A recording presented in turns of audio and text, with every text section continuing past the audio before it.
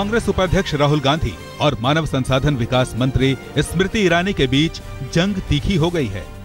स्मृति ईरानी ने राहुल को सीधे बहस की चुनौती दी है और कहा है कि वो जब चाहें और जहां चाहें उनसे शिक्षा या किसी भी मुद्दे पर बहस कर सकते हैं। राहुल गांधी को आपने चुनौती दी है कि आप एजुकेशन पे किसी भी चीज पे आप बहस के लिए जगह और समय आप तय बहस करना चाहते हैं या राजनीति करना चाहते हैं, उनको तय करना है। राहुल और स्मृति की तकरार की शुरुआत ट्विटर पर हुई थी। पहले राहुल गांधी ने IIT मद्रास के एक छात्र समूह पर बैन लगाने के फैसले की ट्वीट करके आलोचना की थी, जिसके पलटवार में स्मृति ईरानी ने सीधे राहुल के ट्विटर हैंडल पर जाकर चुनौती दी और कहा कि अगली बार अपनी लड़ाई खुद लड़िए, न कि NSUI को सामने रखकर। केंद्रीय मंत्री स्मृति ईरानी के तीखे तेवर की कांग्रेस ने जमकर आलोचना की है। राहुल के बचाव में तमाम पूर्व मंत्री मैदान में उतर आए हैं। अंबिका सोनी ने कहा है कि स्मृति ईरानी अमेठी में भाषणबाजी करती हैं और दिल्ली में मोदी की चमचागिरी।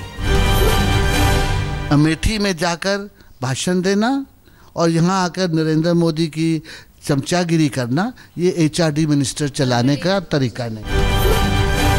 केंद्रीय परिवहन मंत्री नितिन गडकरी ने भी कांग्रेस नेताओं पर हमला बोला है। मुंबई में गडकरी ने कहा कि कांग्रेस ने 65 साल में कुछ भी नहीं किया और चाहते हैं कि हम भी कुछ न करें। इनकी यही नीति है कि हम तो डूबेंगे सनम, तुम्हें भी ले डूबेंगे।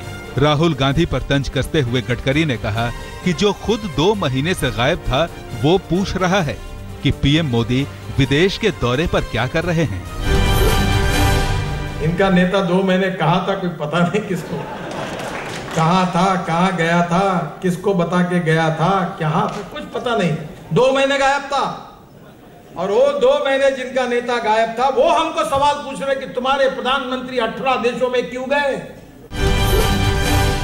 भारतीय अर्थव्यवस्था की तेज रफ्तार को हथियार बनाकर वित्त मंत्री अरुण जेटली ने पूर्व प्रधानमंत्री मनमोहन सिंह पर निशाना साधा है। वित्त मंत्री ने कहा कि पूरे वित्त वर्ष 2014-2015 के दौरान 7.3% वृद्धि हासिल होने से संकेत मिलता है कि अर्थव्यवस्था मजबूती की राह पर है। मनमोहन सिंह ने कहा था कि भारतीय अर्थव्यवस्था की स्थिति बेहद नाजुक है। दिल्ली हाईकोर्ट से मुख्यमंत्री अरविंद केजरीवाल को बड़ा झटका लगा है। हाईकोर्ट ने फिलहाल LG को ही बताया है दिल्ली का बिग बॉस। हाईकोर्ट ने यह साफ कर दिया है कि दिल्ली में पुलिस, जमीन, ऑर्डर सब कुछ उपराज्यपाल नजीब जंग के हाथों में ही होगा। इन्हीं सवालों पर केजरीवाल ने कोर्ट का दरवाजा खटखटाया था। हाईकोर्ट ने केंद्र के नोटिफिकेशन पर रोक लगाने से भी इनकार कर दिया है। दिल्ली हाईकोर्ट से पहले मुख्यमंत्री केजरीवाल के लिए झटका सुप्रीम कोर्ट से आया। दिल्ली और केंद्र सरकार के बीच जारी कानूनी जंग में सुप्रीम कोर्ट ने दिल्ली हाईकोर्ट के आदेश की उस टिप्पणी पर रोक लगा दी है जिसमें कहा गया था कि केंद्र सरकार की अधिसूचना संदिग्ध है।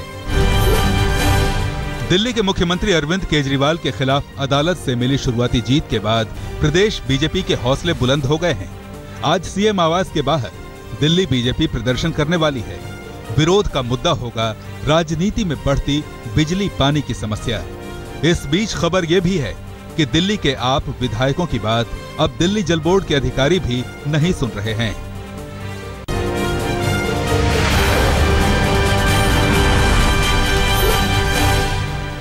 राजस्थान सरकार से बातचीत के बाद गुर्जर आरक्षण आंदोलन तो खत्म हो गया, लेकिन आंदोलन के नेता किरोड़ी सिंह बैसला ने चेतावनी दी है कि अगर केंद्र ने गुर्जर आरक्षण पर अपनी मोहर नहीं लगाई तो फिर से आंदोलन और प्रदर्शन करेंगे।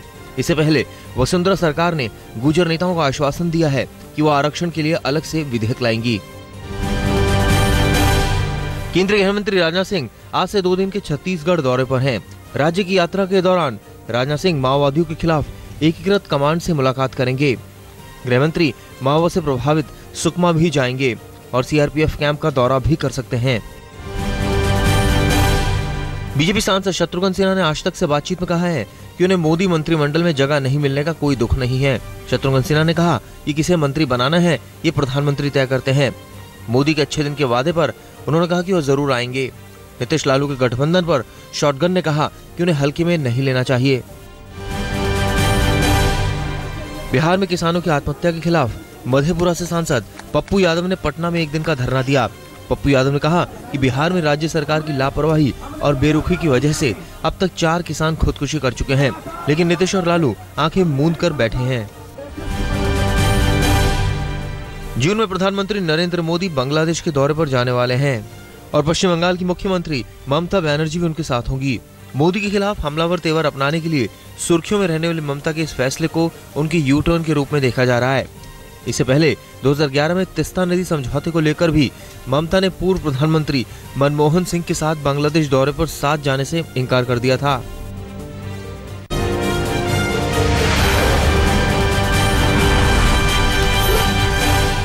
जम्मू कश्मीर में एक बार फिर से पाकिस्तान का झंडा लहराया गया।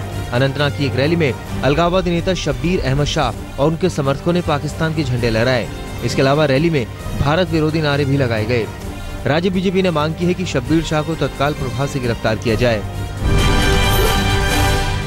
जम्मू कश्मीर के सोपोर में आतंकी मोबाइल टावरों को लगातार निशाना बना रहे हैं। दीवारों पर उन्हें धमकी देने के लिए पोस्टर चिपकाए गए हैं। पोस्टरों में टेलीकॉम कंपनियों में काम कर रहे अधिकारियों और कर्मचारियों को अपना काम बंद करने के लिए कहा गया है। आदेश नहीं मानने पर जान से मारने की धमकी दी गई है। जम्मू कश्मीर पुलिस के मुताबिक मोबाइल टावरों को निशाना बनाने वाला गुट लश्कर-ए-इस्लाम है। दिल्ली में कुछ दिन पहले हुए मनोज वशिष्ठ एनकाउंटर मामले में नया मोड़ सामने आया है।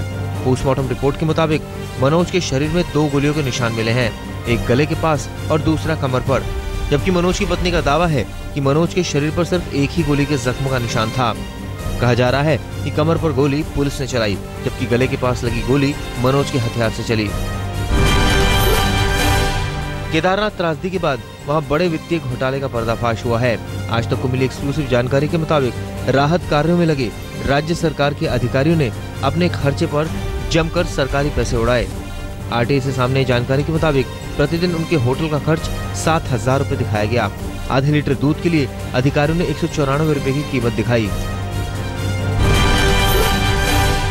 पतंजलि फूड पार्क फायरिंग मामले में योग गुरु स्वामी रामदेव ने गृह मंत्री राजनाथ सिंह को पत्र लिखकर कहा है कि मामले की गलत तरीके से जांच हो रही है।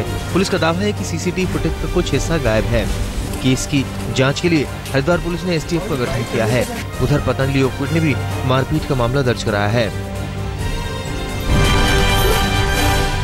उत्तर प्रदेश के हापुड़ जिले के उस सोहनलाल वाल्मीकि का पता चला है जिस पर 42 साल पहले नर्स अरुणा शानबाग से बलात्कार का आरोप है। अरुणा का 42 साल कोमा में रहने के बाद कुछ दिन पहले मुंबई में निधन हो गया था। सोहनलाल एनटीपीसी में मजदूरी करता है, लेकिन आज तक से सोहनलाल ने कहा कि जो गुनाह मैंने नहीं किया उसकी सजा 14 साल जेल में रहकर मैंने काटी है। उत्तर प्रदेश के बाराबंकी में मैगी बनाने वाली कंपनी नेस्ले इंडिया के खिलाफ केस दर्ज हुआ है। फूड सुरक्षा अधिनियम की धारा 59(1) के तहत केस दाखिल किया गया है। यूपी खाद्य विभाग की जांच में मैगी में लेड और प्रतिबंधित MSG की मात्रा पाई गई थी। हालांकि नेस्ले की दलील है कि वो स्वतंत्र जांच करा रही है।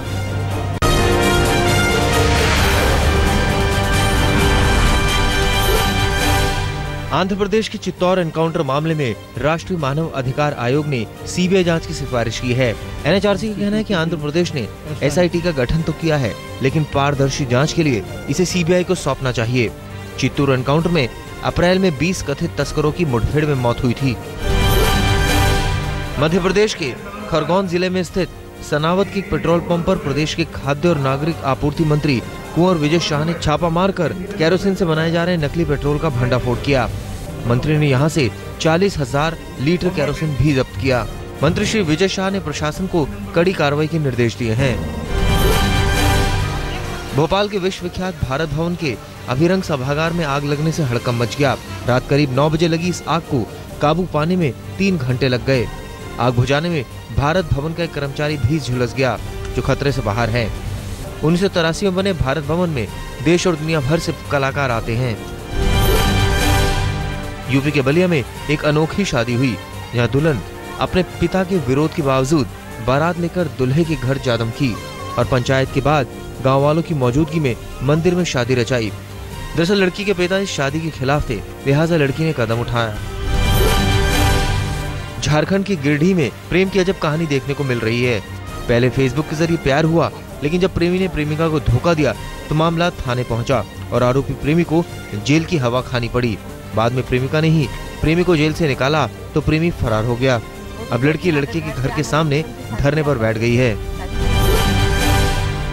कोलकाता में उर्दू के मशहूर कवि इकबाल के सम्मान में जश्न इकबाल कार्यक्रम का आयोजन हुआ, जिसमें राज्य की मुख्यमंत्री ममता बनर्जी ने शायरी की। ममता ने इकबाल को तराना एक हिंद के खिताब से भी नवाजा। सारे जहां से अच्छा हिंदुस्तान हमारा गीत की रचना कवि इकबाल ने ही की है।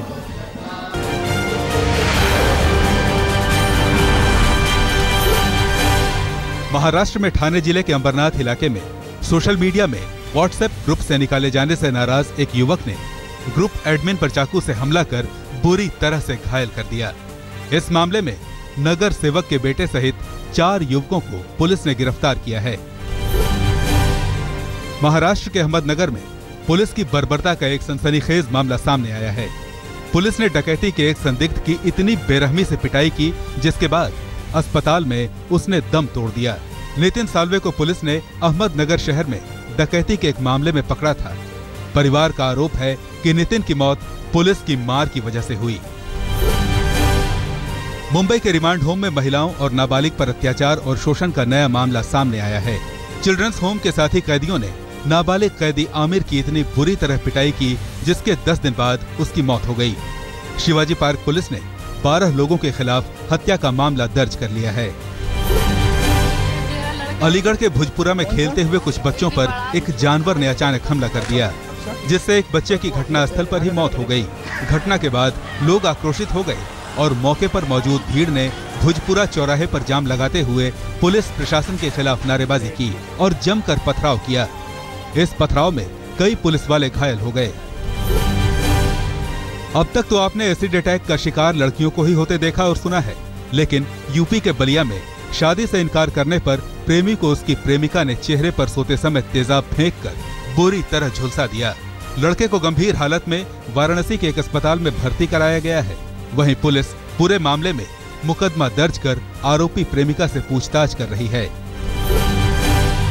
दक्षिणी दिल्ली के कोटला मुबारकपुर इलाके में जमीन विवाद को लेकर 2 परिवारों के बीच खूनी झड़प हो गई।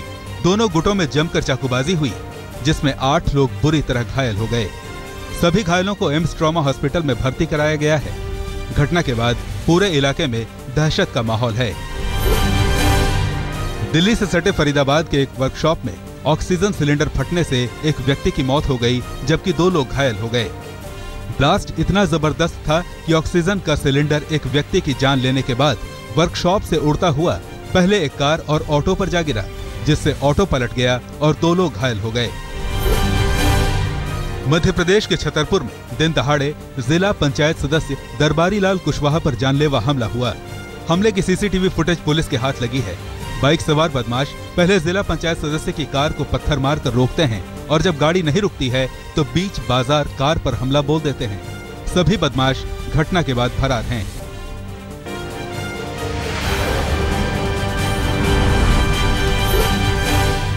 छब्बीस साल की खुशबू शर्मा को ठगी के मामले में जयपुर पुलिस ने गिरफ्तार किया है।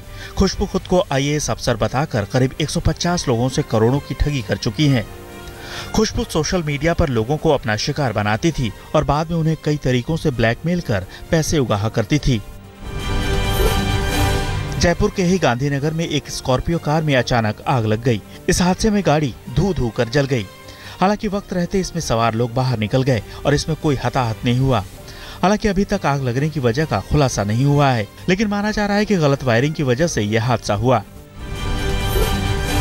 हरियाणा में हिसार के गांव नहला और कंडूल में बदमाशों और पुलिस में फायरिंग हुई, जिसमें एक इनामी बदमाश मंजीत मारा गया और मनदीप खरकड़ा को गोली लगी है। तीसरे बदमाश सचिन ने पुलिस के सामने सरेंडर कर दिया। मंजीत और मनदीप बड़े अपराधी हैं, जिन पर पंजाब, हरियाणा और राजस्थान में कई केस दर्ज हैं। पुलिस को दोनों की तलाश थी।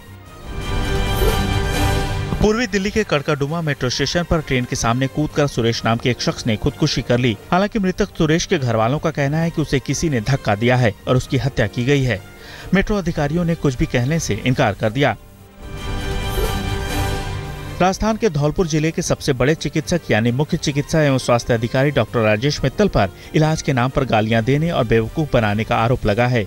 आरोपी चिकित्सक के खिलाफ कार्रवाई को लेकर पीड़ित परिजनों के साथ समाज के लोगों ने बाड़ी के अस्पताल पर विरोध प्रदर्शन किया।